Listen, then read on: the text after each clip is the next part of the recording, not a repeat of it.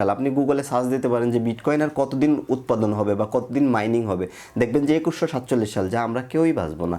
তো একবার ইনভেস্ট করে আপনি আজীবন এখান থেকে ইনকাম করতে পারবেন। আর একটা মজার বিষয় যে আমরা যে মাইনিং করে টাকা খনির থেকে উত্তোলন করে নিয়ে আসতেছি না সহজ কথায়, তা আমরা যখন টাকাটা উত্তোলন করবো, মনে করেন আমি বাংলাদেশে উঠাই নাইছি টাকাটা, তখন আমি এটা ট্রানজ্যাকশন দেখতে পারবো এই টাকাটা কোথার থেকে আসলো, দেখতে পারবো যে মাইনিং করে আসলো। অর্থাৎ আচ্ছা, এখন মাইনিং কি, মাইনিং সম্পর্কে আমরা জানবো। অনেকে মাইনিং বোঝেন। মাইনিং হচ্ছে উত্তোলন করা।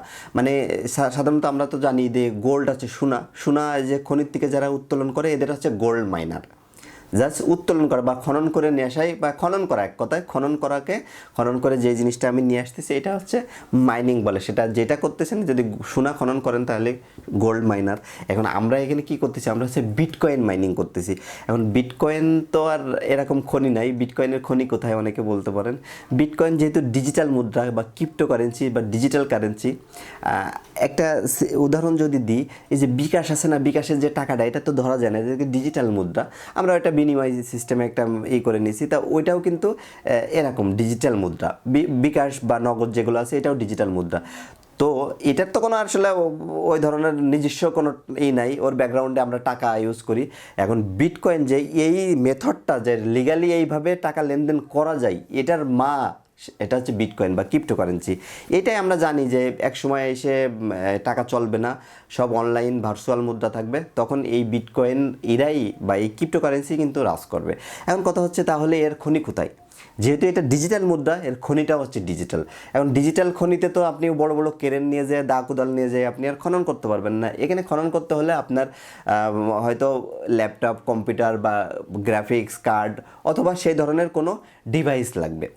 আর বিট হারভেস্ট হচ্ছে এই যে সারা ওয়ার্ল্ডে আপনি যদি এখন কি বলে আলিবাবা বা বিভিন্ন বড় বড় ইসে সার্চ দেন, দেখবেন যে এই যে বিটকয়েন মাইনিং করার অনেক মেশিন পাবেন। সেটা নিয়ে এসে আপনি আপনার ঘরেই সেট করে রাখতে পারেন, কোথাও যাওয়া লাগবে না। ঘরে সেট করবেন, তাহলে কম্পিউটারের সাথে সেট করা যায়, কিছু আছে ওয়াইফাইয়ের সাথে সেট করলেই হয়। তো এরকমই। তো আমরা বিট হারভেস্টিংয়ের যে মেশিনটা ইউজ করতে, সেটা কিন্তু ওইটার মতো না। ওইটা খুবই সামান্য কম টেরাহার্সে উৎপাদন হয়। ওইটা 4-5 বছর আগে যারা ওগুলো লাগাইছে তারা মোটামুটি ভালো ইনকাম করছে, এখন ওদের খুবই কম হয়। এই জন্য ওগুলো এখন অনেকেই করে, অনেকে দেখবেন বাড়ি শত শত লাগাই রাখছে, ঠিক আছে, এই আর কি। আর আমরা এই যে বিট হারভেস্ট যেই টেকনোলজি বা যে মেশিনটা নিয়ে আসছে, সেটা হচ্ছে সর্বকালের 2024 সালের সকল রেকর্ড ভেঙে দিয়েছে।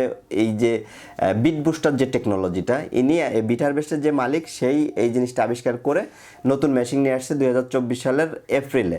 আমরা যেদিন গ্লোবালি লঞ্চ করছে ওই দিনই আলহামদুলিল্লাহ আমি 2টা মেশিন নিয়েছিলাম। তা আমার তো কয়েক ডবল টাকা উঠে গেছে ওই জায়গার থেকে। এক কথা, টাকা উৎপাদন করা মেশিন কিনছে। এখানে একবার ইনভেস্ট করবেন, আজীবন ইনকাম, এই আর কি।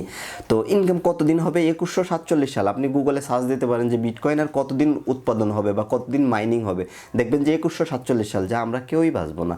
তো একবার ইনভেস্ট করে আপনি আজীবন এখান থেকে ইনকাম করতে পারবেন।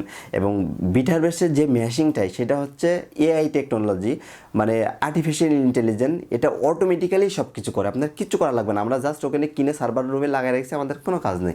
প্রতিদিন বা প্রতি মাসে আমার টাকা যা আসবে আমি উত্তোলন করবো। এখন অনেকেই বলতে পারেন যে ভাইয়া এখানে কি এমন ইনভেস্ট করলে কেমন টাকা আসবে? নর্মালি একটা আস্ত মেশিনের দাম আছে $1000, বা বাংলা টাকায় আসে 1 লাখ, হচ্ছে 20-22 হাজার টাকা মতন আসে। আর এটা আস্ত মেশিন। একটা আস্ত মেশিন যদি কেনেন আপনি প্রতি মাসে 25 থেকে 30 হাজার টাকা মতন ইনকাম পাবেন। আবার সবাই তো মনে করেন আস্ত একটা মেশিন নাও কিনতে পারেন, তখন আপনি এই একটা মেশিনের 10 ভাগের 1 ভাগ কিনতে পারেন। তখন কি হবে, আপনি এই ইনকামটাও 10 ভাগের 1 ভাগ পাবেন, হয়তো 2000-2500-3000 টাকা মতন আপনি প্রতি মাসে পাইতে পারেন, ঠিক আছে। তো আস্ত একটা মেশিন কিনলে আপনি মালয়েশিয়ায় সার্ভার রুমে যেয়ে আপনার মেশিনটা খুলে হাতে নেওয়ার সুযোগ ছিল, সেটা নিতে পারবেন না, বা অফিস ভিজিটও করতে পারবেন না। আর শেয়ার নিলে পারবেন না। আর যদি আস্ত মেশিন নেন বা একাধিক মেশিন থাকে, সেক্ষেত্রে আপনি এগুলো করতে পারবেন। তো এগুলো করাই লাগবে, বিষয়টা এমন না। আপনি ইনভেস্ট করে ইনকাম, অনেকেই মনে করেন যে কোথায় ইনভেস্ট করব, কোথায় করব জানি না, স্ক্যাম সাইট কিনা, ওই ধরনের কোনো কিছু না। কারণ লিগালিতে কোনো জায়গায় ইনভেস্ট করতে গেলে আপনার 4টে প্রশ্নের উত্তর লাগে। এই কোম্পানির মালিক কে, মালিকের ব্যাকগ্রাউন্ড কী, হেড অফিস কোথায়, হেড অফিস অবশ্যই থাকা লাগবে এবং এই কোম্পানি লিগালি কি ইনকাম করে টাকা দিচ্ছে কিনা এটা আমাকে জানা লাগবে। অনেকে থাকে এর টাকা ওর দেয়, ওর টাকা ওর দেয়, 2 দিন পরে চম্পট মারে, এরকম হইলে হবে না। লিগালি ইনকাম করতে সেটা আমার দেখা লাগবে এবং লাস্ট আমাকে দিয়ে এই কোম্পানির লাভ কতটুকু এটাও আমাদের জানা লাগবে। আর একটা মজার বিষয় যে আমরা যে মাইনিং করে টাকা খনির থেকে উত্তোলন করে নিয়ে আসতেছি না, সহজ কথাই, তা আমরা যখন টাকাটা উত্তোলন করবো, মনে করেন আমি বাংলাদেশে উঠাই নাইছি টাকাটা, তখন আমি এটা ট্রানজ্যাকশন দেখতে পারবো এই টাকাটা কোথার থেকে আসলো, দেখতে পারবো যে মাইনিং করে আসলো, অর্থাৎ বিট হারভেস্ট কোম্পানি ভুগিযোগী কিছু করতেছে না। তো বন্ধুরা আজ এই পর্যন্তই। যদি বিট হারভেস্ট নিয়ে আপনাদের কোনো প্রশ্ন থাকে, কোনো কিছু জানার থাকে, এই ভিডিও ডিসক্রিপশনে লিঙ্ক থাকবে এবং আমার টেলিগ্রাম লিঙ্ক থাকবে, হোয়াটসঅ্যাপ নাম্বার থাকবে, আপনারা যোগাযোগ করতে পারেন, এনি প্রবলেম আমাকে জানাইতে পারেন। আল্লাহ হাফেজ।